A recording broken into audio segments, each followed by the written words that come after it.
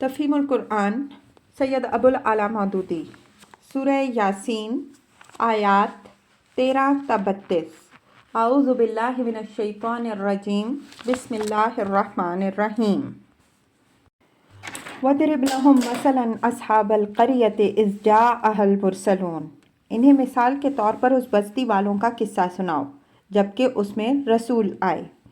تفسیر: قدیم مفسرین بالعموم اس طرف گئے ہیں کہ اس بستی سے مراد شام کا شہر انطاکیہ ہے، اور جن رسولوں کا یہاں ذکر کیا گیا ہے انہیں حضرت عیسیٰ علیہ السلام نے تبلیغ کے لیے بھیجا تھا۔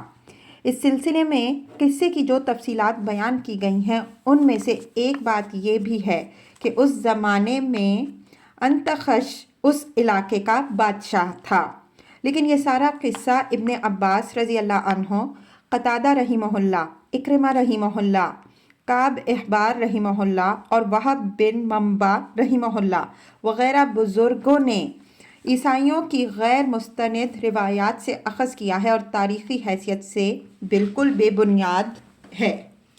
انطاکیہ میں سلوقی خاندان کے 13 بادشاہ انطوکیوس کے نام سے گزرے ہیں، اور اس نام کے آخری فرمانروا کی حکومت بلکہ خود اس خاندان کی حکومت بھی 65 قبل مسیح میں ختم ہو گئی تھی۔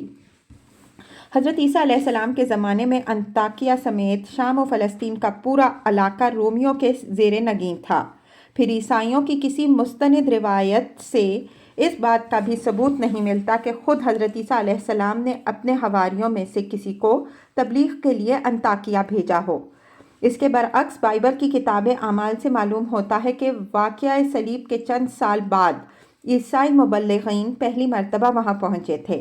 اب یہ ظاہر ہے کہ جن لوگوں کو نہ اللہ نے رسول بنا کر بھیجا ہو اور نہ اللہ کے رسول نے مامور کیا ہو، اگر وہ بطور خود تبلیغ کے لیے نکلے ہوں اور کسی تاویل کی روح سے بھی وہ اللہ کے رسول نہیں قرار پا سکتے۔ علاوہ بریں بائبل کے بیان کی روح سے انطاکیہ پہلا شہر ہے جہاں کثرت سے غیر اسرائیلیوں نے دین مسیح علیہ السلام کو قبول کیا اور مسیحی کلیسا کو غیر معمولی کامیابی نصیب ہوئی۔ حالانکہ قرآن جس بستی کا ذکر یہاں کر رہا ہے وہ کوئی ایسی بستی تھی جس نے رسولوں کی دعوت کو رد کر دیا اور بالآخر عذاب الہی کی شکار ہوئی۔ تاریخ میں اس امر کا بھی کوئی ثبوت نہیں ملتا کہ انطاکیہ پر ایسی کوئی تباہی نازل ہوئی ہو جسے انکار رسالت کی بنا پر عذاب قرار دیا جا سکتا ہو۔ ان وجوہ سے یہ بات ناقابل قبول ہے کہ اس بستی سے مراد انطاکیہ ہے۔ بستی کا تعین نہ قرآن میں کیا گیا ہے نہ کسی صحیح حدیث میں، بلکہ یہ بات بھی کسی مستند ذریعے سے معلوم نہیں ہوتی کہ یہ رسول کون تھے اور کس زمانے میں بھیجے گئے تھے۔ قرآن مجید جس غرض کے لیے یہ قصہ یہاں بیان کر رہا ہے اسے سمجھنے کے لیے بستی کا نام اور رسولوں کے نام معلوم ہونے کی ضرورت نہیں ہے۔ قصے کے بیان کرنے کی غرض قریش کے لوگوں کو یہ بتانا ہے کہ تم ہٹ دھرمی، تعصب اور انکار حق کی اسی روش پر چل رہے ہو جس پر اس بستی کے لوگ چلے تھے، اور اسی انجام سے دوچار ہونے کی تیاری کر رہے ہو جس سے وہ دوچار ہوئے۔ اِذْ أَرْسَلْنَا إِلَيْهِمُ اثْنَيْنِ فَكَذَّبُوهُمَا۔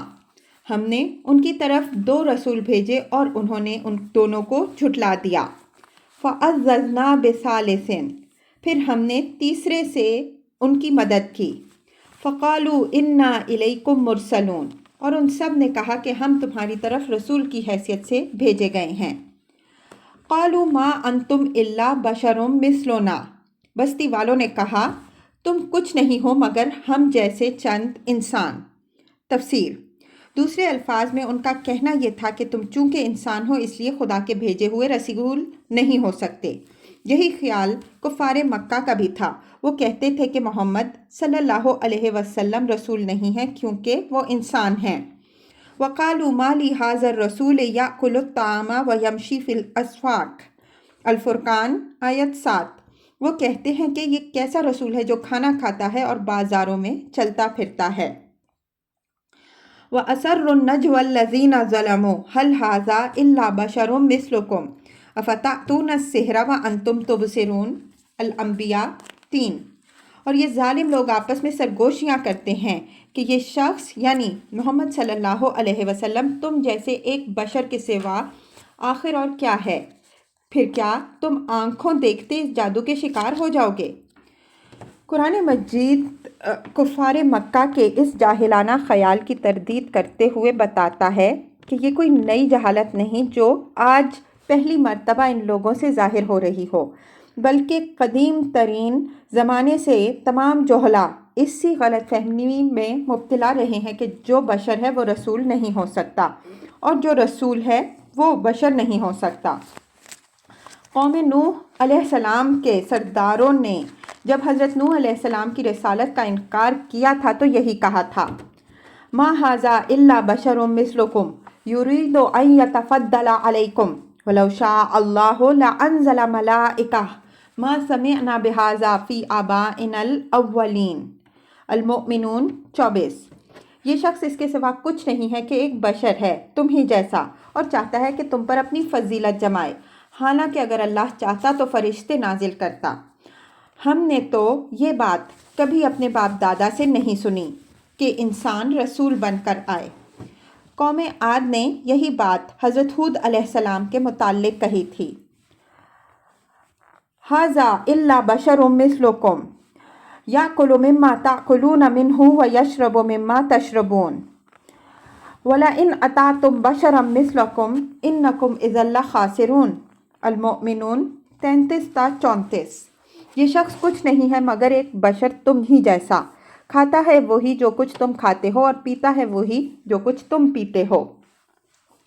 اب اگر تم نے اپنے ہی جیسے بشر کی اطاعت کر لی تو تم بڑے گھاٹے میں رہے۔ قوم سمود نے حضرت صالح علیہ السلام کے متعلق بھی یہی کہا تھا، ابشر منا واحدۃ نتبعہ۔ القمر 24۔ کیا ہم اپنے میں سے ہی ایک بشر کی پیروی اختیار کر لیں؟ اور یہی معاملہ قریب قریب تمام انبیاء علیہم السلام کے ساتھ پیش آیا کہ کفار نے کہا، ان انتم الا بشر مثلنا، تم کچھ نہیں ہو مگر ہم جیسے بشر۔ اور انبیاء علیہ السلام نے ان کے جواب میں یہ کہا، ان نحن الا بشر مثلکم ولکن اللہ یمن علی من یشاء من عبادہ۔ واقعی ہم تمہاری طرح بشر کے سوا کچھ نہیں ہیں مگر اللہ اپنے بندوں میں سے جس پر چاہتا ہے عنایت فرماتا ہے۔ ابراہیم 10 تا 11۔ اس کے بعد قرآن مجید کہتا ہے کہ یہی جاہلانہ خیال ہر زمانے میں لوگوں کو ہدایت قبول کرنے سے باز رکھتا رہا ہے اور اسی بنا پر قوموں کی شامت آئی ہے۔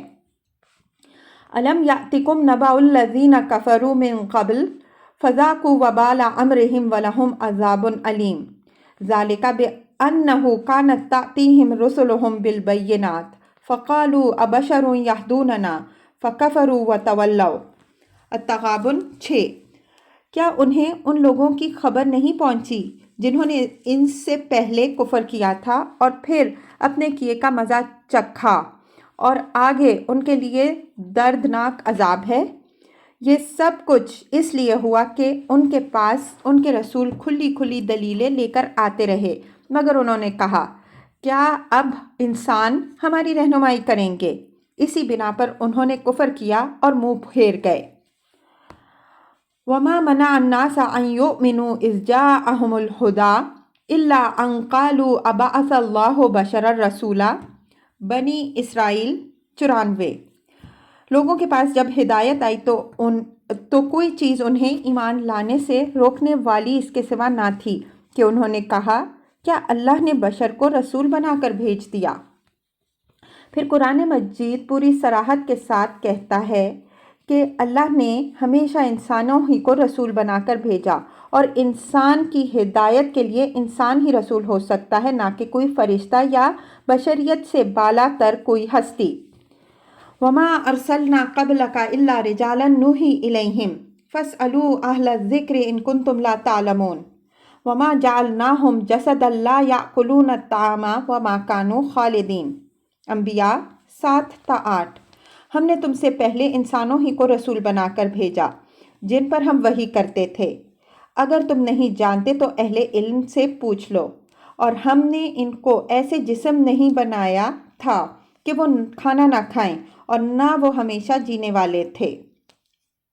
وما ارسلنا قبلك من المرسلین الا انہم لیأکلون الطعام ویمشون فی الاسواق۔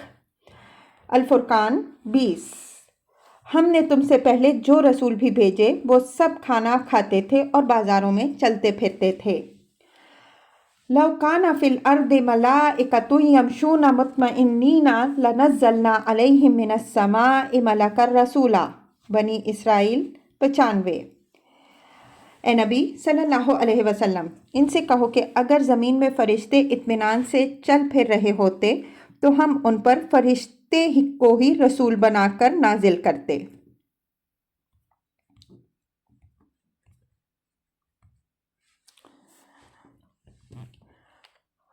وما انزل الرحمن من شیء،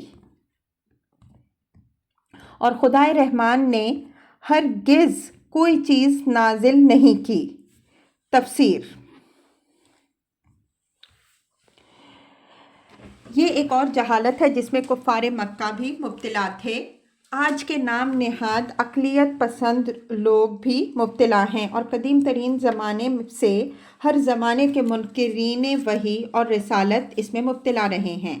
ان سب لوگوں کا ہمیشہ سے یہ خیال رہا ہے کہ اللہ تعالیٰ سرے سے انسانی ہدایت کے لیے کوئی وحی نازل نہیں کرتا۔ اس کو صرف عالم بالا کے معاملات سے دلچسپی ہے۔ انسانوں کا معاملہ اس نے خود انسانوں ہی پر چھوڑ رکھا ہے۔ ان انتم الا تکذبون، تم محض جھوٹ بولتے ہو۔ قالوا ربنا یعلم انا الیکم لمرسلون، رسولوں نے کہا ہمارا رب جانتا ہے کہ ہم ضرور تمہاری طرف رسول بنا کر بھیجے گئے ہیں۔ وما علینا الا البلاغ المبین، اور ہم پر صاف صاف پیغام پہنچا دینے کے سوا کوئی ذمہ داری نہیں ہے۔ تفسیر۔